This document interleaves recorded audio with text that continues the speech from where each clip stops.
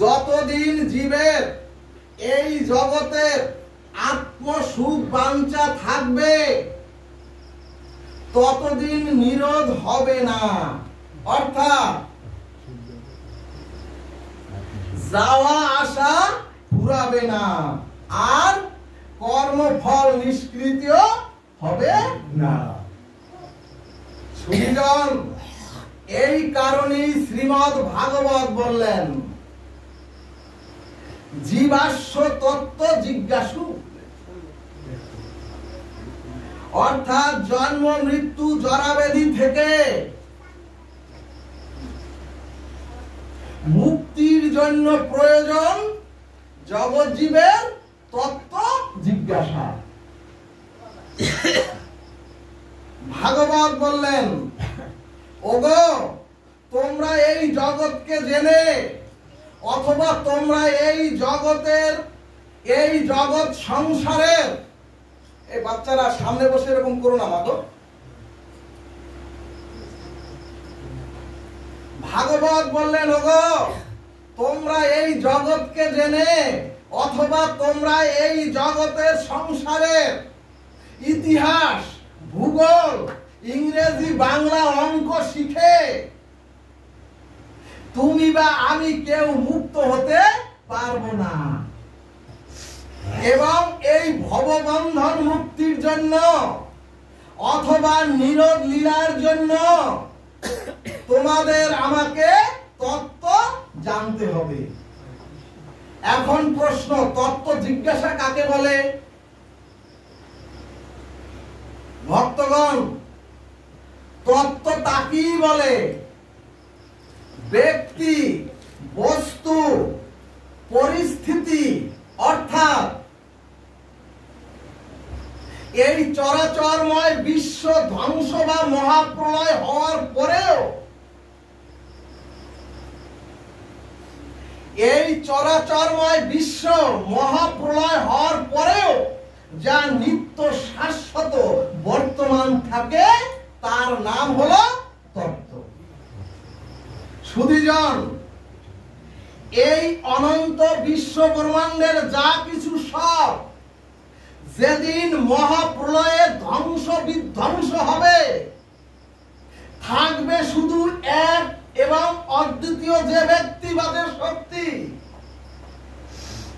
তারই নাম তত্ত্ব। এবং এই তত্ত্ব বস্তুই হচ্ছে একমাত্র অনাদিরাদি ভগবান শ্রীকৃষ্ণ।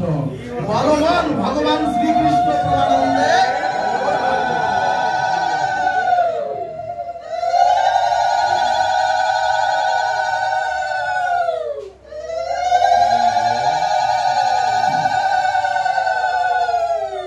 এজন্যই ভাগবত বললেন শ্রী ভগবানকে তত্ত্ব তো জানার নামই হচ্ছে তত্ত্বকে জানা, এবং এই তত্ত্ব না জানলে চরাচরের মনুষ্য জীব আমরা নিরোধ লীলাতে পৌঁছাতেও পারবো না। এরপরে চৈতন্য ভাগবত বললেন দুগ্ধ দ্বারা তো ওই যে প্রদীপ, দুগ্ধ দ্বারা তো ওই প্রদীপ প্রজ্বলন করা সম্ভব নয়, কিন্তু ওই দুগ্ধকে প্রক্রিয়াজাত করে যদি ঘৃত তৈরি হয় তাহলে সেই ঘৃত দ্বারা প্রদীপ প্রজ্বলিত হবে। সুধীজন, এখানে ভাগবত শাস্ত্র বললেন, ওগো দুধের প্রতিটি কণা অনুকণার মধ্যে ঘৃত নিহিত আছে, কিন্তু দুধ থেকে তো প্রদীপ প্রজ্বলন করা যায় না। তবে ওই দুধকে প্রক্রিয়াজাত করে, ওই দুধকে মন্থন করে ঘৃত তৈরি করলে প্রদীপ জ্বলবে।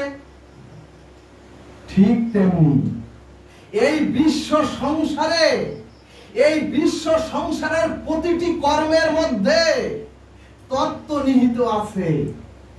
সুধীজন, যখন আপনি একজন সদ্গুরুর কৃপায়, যখন আপনি শাস্ত্র মহাজনের আনুগত্যে, যখন আপনি ভগবত ভজনের দ্বারা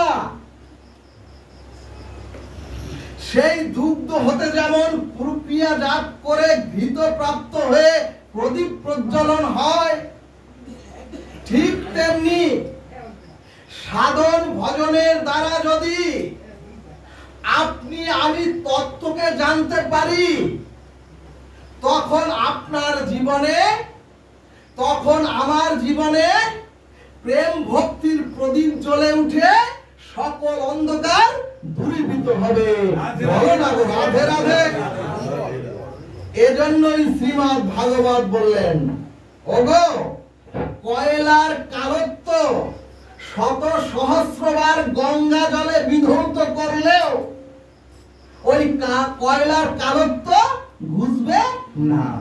কিন্তু ওই কালো কয়লাকে যদি আগুনে তদার্থ করে দেয়, ওই আগুনে তদার্থ করে দিলে দেখবেন ওই কালো কয়লাটাই কাঁচা সোনার মতো তপ্ত কাঞ্চন রং ধারণ করে। ঠিক তদ্রূপ যখন কোন সাধক একজন সদ্গুরুর চরণাশ্রয় পূর্বক, যখন একজন মানুষ শাস্ত্রবিধির নিয়মে যখন সে শ্রবণ কীর্তন ভজন সাধন করেন, যখন তিনি ভগবত সাধন ভক্তির শুভ আরম্ভ করেন, ভাগবত বললেন নির্ধূত দোষণম। অর্থাৎ কয়লার কালত্ব যেমন অগ্নিতে তদাত্ম প্রাপ্ত হয়ে কালত্ব ঘুচে গিয়ে সুন্দর শুভ আরম্ভ করেন, কালত্ব ঘুচে গিয়ে সোনার কাঁচা রং হয়, তেমনি ভাগবত ভজনের দ্বারা অনন্ত জন্মের যে দোষ, সেই দোষ বিদূরিত হয়ে শুদ্ধ চিত্ত জাগৃত হয়ে যায়। জয় নিতাই গৌর হরি বল। এখন প্রশ্ন আসতে পারে, এত সুন্দর চেহারা আমাদের, এর মধ্যে তো কোনো কালত্ব দেখি না। এখানে ভাগবত দৃষ্টান্ত দিলেন, ওগো দামি হীরার আবিষ্কার হয়, যে দামি হীরা মায়েরা পরেন, সেই দামি হীরা আবিষ্কার হয় কয়লার খনি থেকে। অর্থাৎ কয়লার মধ্যে খনির মধ্যে থাকায় হীরক খণ্ডের উজ্জ্বলকৃত রং প্রকাশিত হতে পারে না। কিন্তু ওই কালো রং থেকে হীরক খণ্ডটিকে তুলে যখন স্বচ্ছ জল দ্বারা ওই হীরক খণ্ডটিকে পরিমার্জিত করবেন, তখন দেখবেন ওই হীরক খণ্ডের চারিপাশে উন্নত উজ্জ্বল মুক্তার জ্যোতি কিরণে চারিদিকের অন্ধকার আলোয় প্রজ্বলিত হয়ে যায়। সুধীজন, ঠিক তেমনি আমাদের চিত্তটাতেও কয়লার খনির মতো অনন্ত জন্মের কামনা বাসনা আর অপরাধ পাপের ময়লা চিত্তের মধ্যে লেগে আছে অনন্ত জন্মের। যদি সাধুগুরু বৈষ্ণবের এই চরণ ধুলির কৃপা, যদি সাধুগুরু বৈষ্ণবের চরণ ধুলির কৃপায় এবং যদি ভগবানের সাধন ভক্তির কৃপায় একবার জীবের চিত্ত মার্জিত হয়, তখনই আমাদের চিত্তটা, তখনই আমাদের হৃদয়টা উজ্জ্বল উন্নত মণির মতো জ্যোতি কিরণে প্রকাশিত হয়ে যায়। বলো না গো রাধে রাধে। এরপরে চৈতন্য ভাগবত দৃষ্টান্তে বললেন, মাটিতে কৃষক আলু চাষ করেন, যখন কৃষক মাটি থেকে আলু উত্তোলন করেন, তখন কিন্তু ওই আলু থেকে মাটির ময়লাটা না সরিয়ে না পরিষ্কার করে খাওয়া যায় না। এখন প্রশ্ন আসবে, কেন খাওয়া যাবে না? কারণ ওই আলুটা মাটির অভ্যন্তর থেকে উত্তোলন করলেও ওই আলুটার মধ্যে মাটির ময়লা ধুলিকাদা মাখানো আছে। এখন প্রশ্ন আসবে, তাহলে ওই আলুটা খাওয়ার উপযুক্ত কখন হবে? ভাগবত বললেন, যখন কৃষকের ঘরণী ওই আলুকে শস্য জলে বিধৌত করে ওই আলুকে টুকরো টুকরো করে কেটে যখন ওই গৃহিণী কড়াইতে তেল মশলা দিয়ে রান্না করে পরিপাটি করবেন, তখনই ওই আলু খাওয়ার উপযুক্ত হবে। ঠিক তদ্রূপ আমাদেরও অনন্ত জন্মের এই দেহরূপ জগৎ খেতে আমরাও বহু ধুলো ময়লা মেখে, অনন্ত জন্মের ধুলো ময়লা মেখে এই চরাচরে মনুষ্য জন্ম পেয়েছি। কিন্তু যিনি সদ্গুরুর চরণ ধুলির আশ্রয় করে, সদ্গুরু বৈষ্ণবের চরণ ধুলির কৃপায় রাধা মাধবের ভজনে যিনি রত হয়েছেন সরাসরে এসে, কারণ সরাসরে তো সকলে রাধা মাধবের ভজন করেন না। বাবা অনন্ত ঘুম রয়ে গেছে, ঘুমের না। কিন্তু যদি সদ্গুরুর কৃপায়, সাধুগুরু বৈষ্ণবের চরণ ধুলির মহিমায় যদি কেউ সরাসরে এসে রাধা মাধবের ভজন করেন বা ভজনে ব্রতী হয়েছেন, ভজনে মনোবেশ করেছেন, যিনি গোবিন্দের চরণে শরণাগতি এসেছেন, তারাই শ্রবণ কীর্তন সাধন রূপ ব্রহ্ম তাপে, তারাই সাধন ভজন রূপ ব্রহ্ম তাপে অনন্ত জন্মের ময়লাকে বিধৌত করে প্রেম ভক্তি রূপ মশলা মাখিয়ে তারাই চিন্ময় দেহ তৈরি হয়ে গোবিন্দ ভজনের রতি হয়ে চিন্ময় ধাম প্রাপ্ত হয়। বলমন রাধা কৃষ্ণ প্রীতিমানন্দে হরি হরি বলমন। সুধীজন, এরপরে ভক্তি রসামৃত সিন্ধু বললেন, আর যখন জীবের চিত্তটা কাম কামনাহীন হয়ে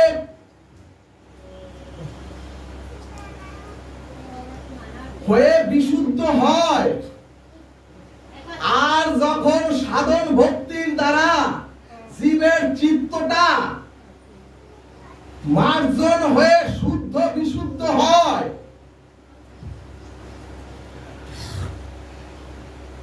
তখন ওই বিশুদ্ধ হৃদয়েই কেবল রাধা মাধবের বিশুদ্ধ ভক্তি বর্ষিত হয়।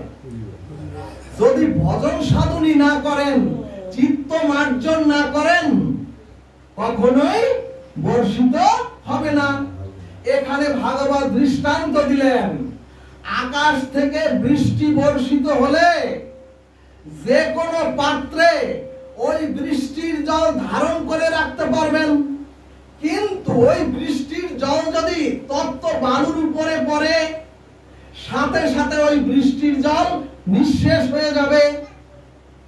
ভাগবত বললেন, ওগো, এখানে বৃষ্টির জলের তো কোনো দোষ নাই, বৃষ্টির জল তো বর্ষিত হয়েছে, এখানে তো পাত্রের দোষ। ঠিক তদ্রূপ রাধা মাধবের প্রেম নিত্য লীলা হতে নিরন্তর বর্ষিত হচ্ছে জীবের মধ্যে সকলের জন্য, কিন্তু যার চিত্ত ভজনের দ্বারা নিষ্কাম বিশুদ্ধ সত্য প্রাপ্ত হয়নি, সেখানে ওই তত্ত্ব বালুর উপরের মতো জল শুকিয়ে যায়, ভক্তি দাঁড়ায় না। সুধীজন, আমরা তো ভাবি এত পুজো পার্বণ করি, আমরা তো ভাবি এত আয়োজন করি, অনুষ্ঠান করি, আমরা তো ভাবি সাধুর সঙ্গে এত হরিনাম করি, আমাদের মন কেন শুদ্ধ হয় না?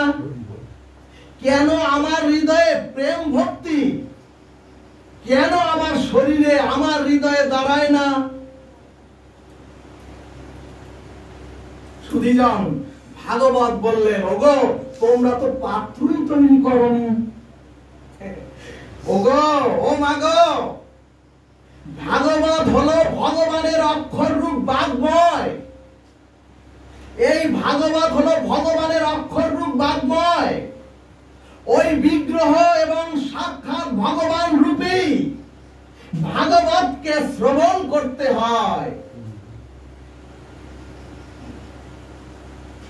বুঝে নিবেন সুধীজন, ভগবান যখন শব্দরূপ অক্ষর ব্রহ্ম হয়ে ভাগবত হয়ে প্রকাশিত হন, অথবা ভগবান যখন বাগ্ময়ী মূর্তিতে প্রকাশ হন, তার নাম হলো এই যে ভাগবত। এই ভাগবত দেখে বলাও যায় না, গ্রন্থ রেখেও বলা যায় না। ভক্তের মুখবদন দেখে ভাগবত প্রকাশিত হয়ে যায়। সামনে অস্থিরতা করবেন না। সুধীজন, কোন ভক্ত যদি ভাগবত শ্রবণ কীর্তন সাধন ভক্তির জানা, কোন ভক্ত যদি সাধন ভক্তির দ্বারা জেনে যায়, একবার যদি এই চরাচরে মনুষ্য প্রাপ্ত হয়ে যদি কেউ জানতে পারে আমার একমাত্র আশ্রয় হলো রাধা মাধবের শ্রীচরণ, তখন সেই ভক্তের জীবন হয় রাধা মাধবের প্রেমের রঙে রঙিন। অর্থাৎ গোবিন্দ চরণ আশ্রয় করলে, রাধা রানীর চরণ আশ্রয় করলে তার আর পতন হয় না, তাকে আর এ সংসারে ডুবতেও হয় না। এখন প্রশ্ন, ডোবাটা কেমন? সুধীজন, ভাগবত দৃষ্টান্ত দিলেন, 5 মণ কাঠের গুড়ি দেখবেন জলের মধ্যে ভেসে থাকে, কিন্তু 5 গ্রাম লোহা জলের উপরে রাখলে একেবারে তলদেশে পৌঁছে যায়। এখন প্রশ্নের কারণ কি? এখন প্রশ্ন কারণ কি? ও মাগো, জল বলছে ওই গাছের গুড়ির সাথে আমার একটা সম্পর্ক, আমার একটা সম্বন্ধ আছে, কিন্তু ওই লোহার সাথে আমার কোনো সম্বন্ধ বা সম্পর্ক নাই।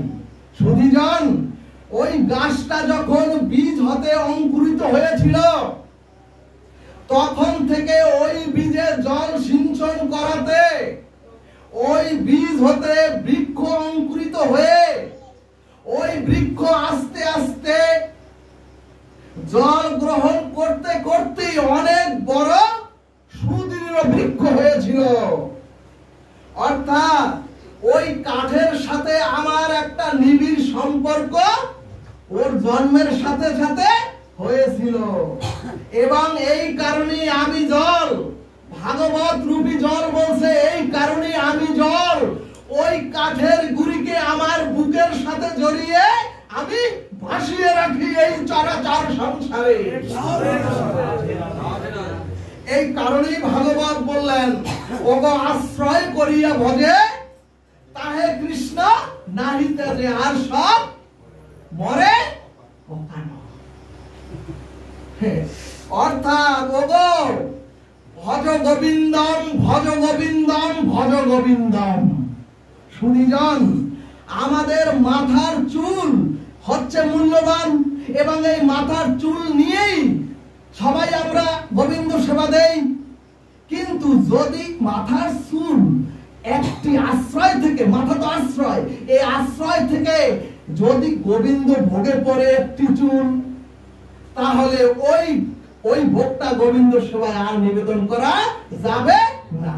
কারণ ওই চুল আশ্রয়চ্যুত হওয়ায়, ওই চুল আশ্রয়চ্যুত হওয়ায় ওই ভোগ অপবিত্র হয়ে গিয়েছে।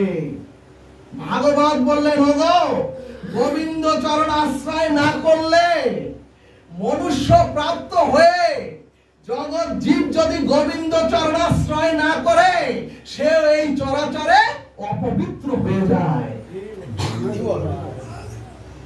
এরপরে রসামৃত সিন্ধু দৃষ্টান্তে বললেন, দেখেছেন না পাখি দুটি ডানা ঝাপটিয়ে ওই নীল নীলিমায় আকাশে ডানা মেলে উড়তে থাকে, কিন্তু ওই উড়ন্ত পাখির ডানা থেকে যদি একটি পালক খসে ওই পাখির গায়ের থেকে খসে যদি পড়ে যায়, যদি একটি পাখির পালক আশ্রয়চ্যুত হয়, তখন ওই খসে যাওয়া পালক আর পাখিটা উঠতে পারে, ওই খসে যাওয়া পালক আর উঠতে পারে না, বরং ওই পালকটি আশ্রয়চ্যুত হয়ে ধুলায় দূষরিত হয়ে পতিত হয়ে যায়। অর্থাৎ আমরাও যদি রাধা মাধবের নিরন্তর ভজন করি না করি, আমরাও যদি গোবিন্দের চরণাশ্রয় না করি, তাহলে আমরাও গোবিন্দের নিত্য লীলায় মহানন্দে উঠতে পারবো না। আর যদি আমরা গোবিন্দ ভজন করি, রাধা মাধবের চরণাশ্রয় করি, তাহলে আমরাও ওই গোবিন্দের নিত্য লীলায় মহানন্দে উঠতে পারবো, গোলক বৃন্দাবনের নীল নীলিমায়। বলবান রাধা কৃষ্ণ প্রেমিতমানন্দে হরি হরি বলবান। জয় জয় এই নবশ্রী ধাম বৃন্দাবন বিহারী লাল কি জয়।